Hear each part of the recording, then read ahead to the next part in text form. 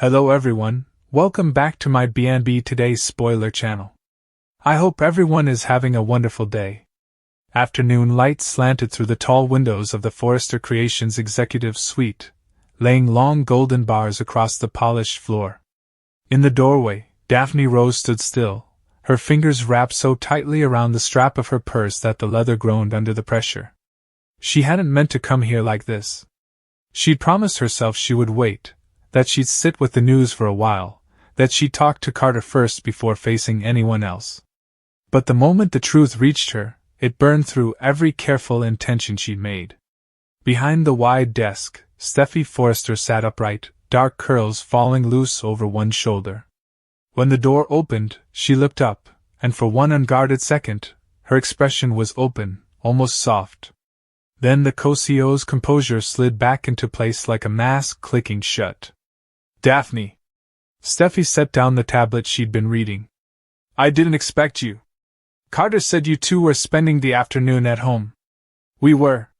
The door swung shut behind Daphne with a quiet, final click. Until I found out something I couldn't ignore. Steffy rose slowly, smoothing the front of her blouse, concern flickering across her face. What is it? Are you all right? Has something happened? Don't. The word came out sharper than Daphne intended. She steadied herself with a breath. Don't ask about my health. Not right now. That's not what this is about. Then what is it about?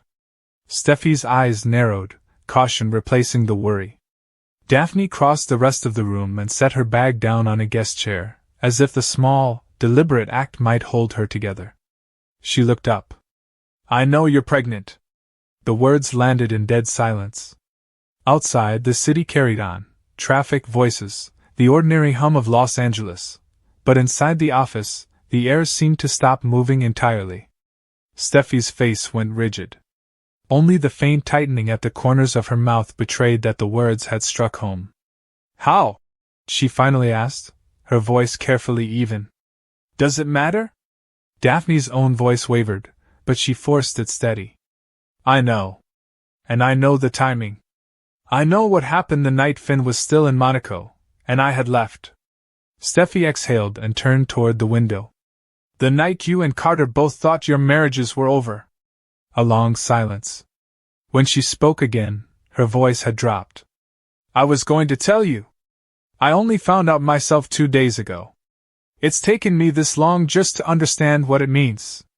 Daphne let out a brief, brittle laugh. You slept with my husband, Steffy. Now there's a baby that might be his. What else is there to understand? It wasn't planned. Steffy's head snapped up. You know that. We were both wrecked that night. Finn was gone. You were gone. We thought it was all over, a mistake that might have created a life.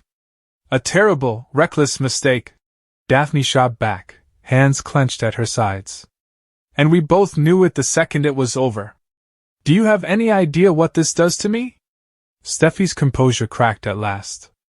Carter and I had just found our way back to each other. We were talking about the future again, surrogacy, adoption, everything the doctors laid out for us. And now this. She didn't step closer, but her expression softened. I never meant to hurt you. You're one of the only people in this city, in this company, I actually trust. I was relieved when you told Carter you still wanted him, after Paris. And then the test came back positive. I thought, Steffy went on quietly, that we could bury that night and never speak of it again. Daphne turned away, pacing toward the windows, the indifferent skyline of Los Angeles spreading out below her. She pressed her fingertips to the cool glass. I can't have children of my own, she said. Not the way we planned. Whatever clinical term they want to use, early menopause, ovarian failure, it means that door is closed. Nearly closed. Steffy's reflection appeared in the glass beside her. And while I've been grieving that, while Carter's been promising we'd find another way, you've been carrying the one thing I can't give him. She'd circled the desk without Daphne noticing. Daphne, I didn't choose this. You took something. Daphne spun to face her. I didn't set out to take anything from you. You took a night that was never supposed to happen. Steffy's jaw hardened. And now that night has consequences either of us can walk away from. Finn and I are still married. He's back. He's trying. And I have to decide what to tell him. I don't even know if this baby is his or Carter's. It's too close. The words hung between them like a challenge. I haven't even decided if I'm keeping it, Steffy admitted. Daphne stared at her. You're thinking of giving it up? I'm thinking about everything. Steffy's eyes flashed. I already have 2 children. My marriage is on a knife's edge. The last thing either of us needs is one more thing that could destroy what's left of it, mine and yours. So don't look at me like that. I understand plenty, Daphne snapped, her voice rising. You're standing in front of me, pregnant after sleeping with my husband, talking about it like it's a logistics problem to solve in a board meeting. This is my life, Steffy. This is Carter's life. Steffy stepped closer. This is the future we were trying to rebuild too. What do you want me to do? Announce it at dinner? Watch both our marriages collapse in the same week because you hand Carter a paternity test? I was trying to protect everyone. By keeping quiet. By buying time. You weren't there that night, she added, quieter now. You don't know how raw it was. Finn and I had just fallen apart in Monaco. Sheila showed up. Finn and I fought. I came home certain my marriage was over. You were gone, and Carter was in shock. We were both hollow. The only person who understood that emptiness was each other. It was wrong, she said. It was foolish. But it happened. And now I have to live with what came out of it, Daphne said, blinking hard against tears. I was scared, so I left. I couldn't tell Carter our dreams were slipping away, that the doctors said I might never conceive. So I ran. I know that's mine to own. But I came back. I chose him again. And while I was choosing him, you were. Don't finish that sentence. Steffy's voice cracked like glass. The 2 women stood frozen in the middle of the office, the space between them taut and fragile. I hate myself enough for both of us already, Steffy whispered. Outside the glass walls, staff members passed by carrying tablets and fabric swatches, oblivious. Inside, this one collision was the whole world. Daphne's shoulders dropped slightly. Beneath the anger, something softer and more painful was rising, though the anger itself hadn't cooled. I trusted you, she said.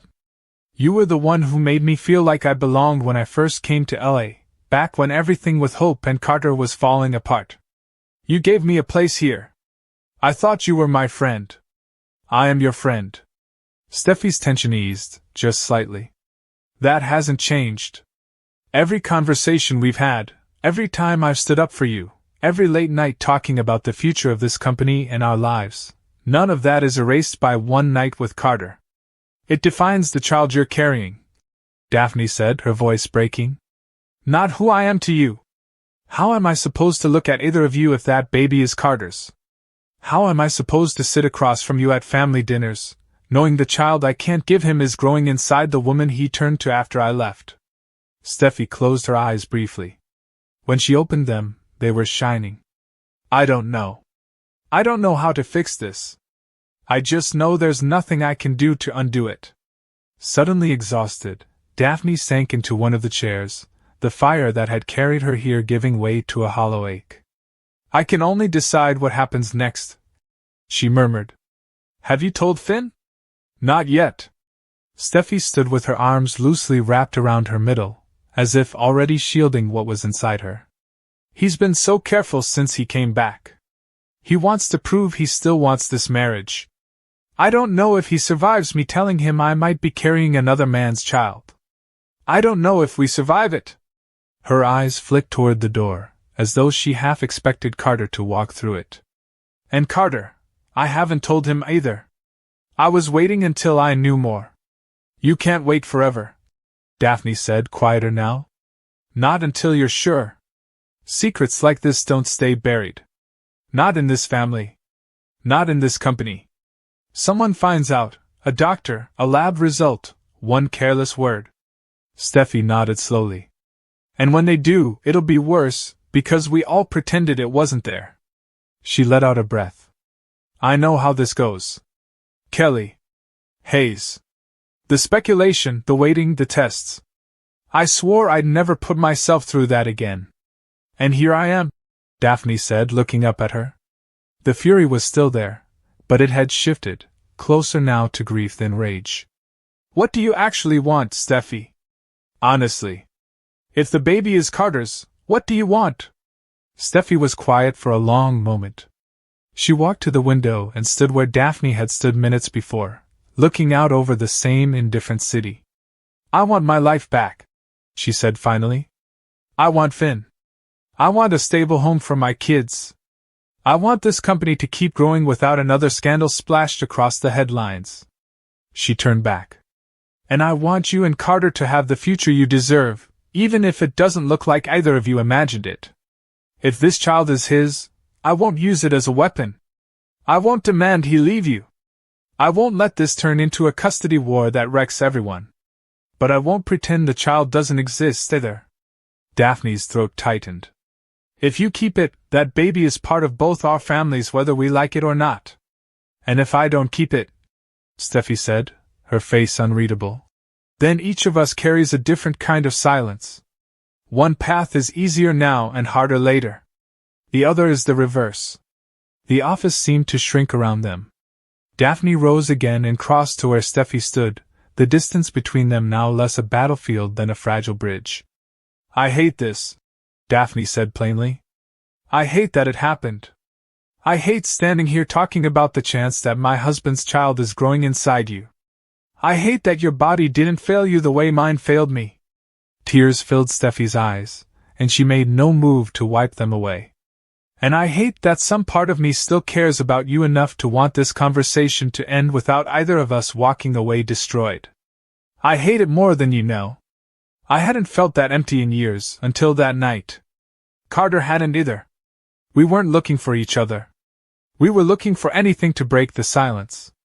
Almost against her will, Daphne reached out and touched Steffy's arm, tentative, brief. And now the silence is louder than ever, she said. You have to tell them. Both of them. Soon. Carter deserves to hear the truth from you, not a rumor, not a test result he stumbles onto. I know, Steffy said. And Finn.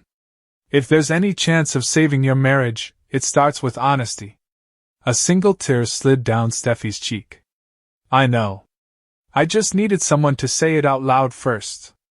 I understand, Daphne said, her voice strained. Someone who knows exactly what's at stake. I'm living it. They stood there a long while, the weight of everything said settling over them like dust after a storm. Outside, the skyline was shifting toward warmer tones as the afternoon began its slow turn to evening.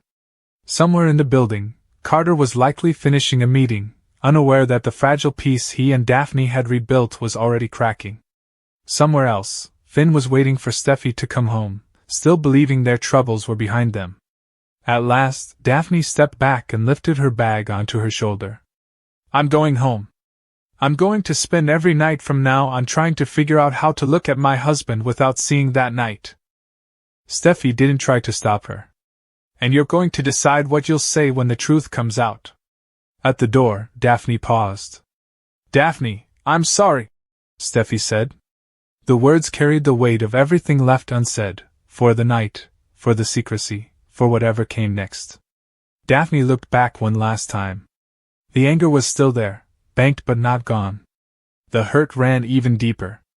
But beneath both was an uncomfortable realization that Steffy wasn't the villain of this story, just another woman tangled in the same web of love, grief, and bad timing that shaped so much of their world. I know you are, Daphne said. That doesn't make it any easier. But I know. She opened the door and stepped back into the noise of the office. Ringing phones, murmured conversations, the ordinary rhythm of a company that would keep running no matter what storms moved through it. Head high, steps deliberate, she walked toward the elevators without looking back.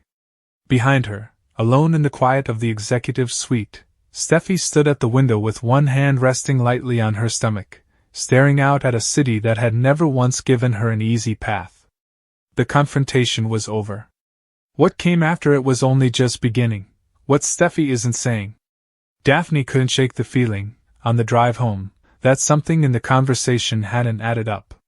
Steffy's fear had felt too large for a paternity question alone, as if she were guarding something underneath the obvious secret. The next day, Daphne went back. This time she wasn't alone in her own head, spinning in shock. She'd had a night to think, and she'd decided she wasn't going to let Steffy control the conversation. "You owe me the truth," Daphne said, closing the office door behind her. Steffy looked up warily. "What truth? I told you everything yesterday." "I don't think you did." Daphne folded her arms. "I think there's more to this than the pregnancy." Something flickered across Steffy's face, not confusion, but fear. It was enough to confirm what Daphne had only suspected. "Are you seeing someone else?" Daphne asked directly. "Is that what this is?" "No," Steffy said quickly. "Too quickly," Daphne pressed. "Then why does it feel like you're more afraid of me finding out something than you are of Finn finding out about the baby? If this child is his, you wouldn't be this terrified." Steffy's composure finally slipped. "I love Finn," she said, her voice unsteady. "I do. I'm just not sure anymore that love is enough to undo everything that's happened between us. This pregnancy has forced me to look at every choice I've made, and I don't like all of what I see. So you're going to keep lying to him?" "I don't want to lie," Steffy said. "I just want time." "You don't have time," Daphne told her. "The truth doesn't wait for you to be ready for it." Neither woman noticed the office door ease open a few inches and then click quietly shut again, a shape moving away down the corridor before either of them turned. Daphne caught the motion out of the corner of her eye and crossed the room in 3 quick strides. But by the time she pulled the door open, the hallway was empty. No one there. Nothing but the ordinary bustle of Forrester creations continuing as if nothing had happened. Still, the moment left both women rattled. If someone had heard even fragments of what had just been said, it wouldn't take long for pieces of the story to start moving through the building on their own. "You need to decide," Daphne said, turning back to Steffy. "Tell Finn yourself, or let someone else tell him for you." "I'm not ready," Steffy said. "Once I tell him, there's no taking it back. If he hears it from someone else," Daphne said quietly, "there's no taking that back either. The damage is the same either way. The only difference is whether you're the one who tells him the truth." Steffy had no answer for that. The confrontation ended without resolution, only the sense, for both of them, that the clock was now running faster than either wanted to admit. The question. That evening, Finn was waiting when Steffy got home. "Why did Daphne come to see you?" he asked, before she'd even set down her bag. Steffy froze. "It was nothing. Company business." "Steffy." Finn's voice was quiet but insistent. "Something's going on. I can feel it. You've been distant since I got back, and I've tried to be patient, but I've had enough of feeling like an outsider in my own marriage." The words hit harder than he probably intended. Steffy looked at him, really looked at him, at the effort he'd been putting in since his return, the caution in every gesture like he was afraid one wrong move might undo the fragile trust they'd rebuilt, and felt something in her give way. She almost told him everything, right there. The words rose in her, the pregnancy, the fear, the reason for her silence, and for one suspended second she was ready to let all of it out. Then Finn's phone buzzed in his pocket. He glanced down at it out of habit, and his expression changed the instant he read the screen.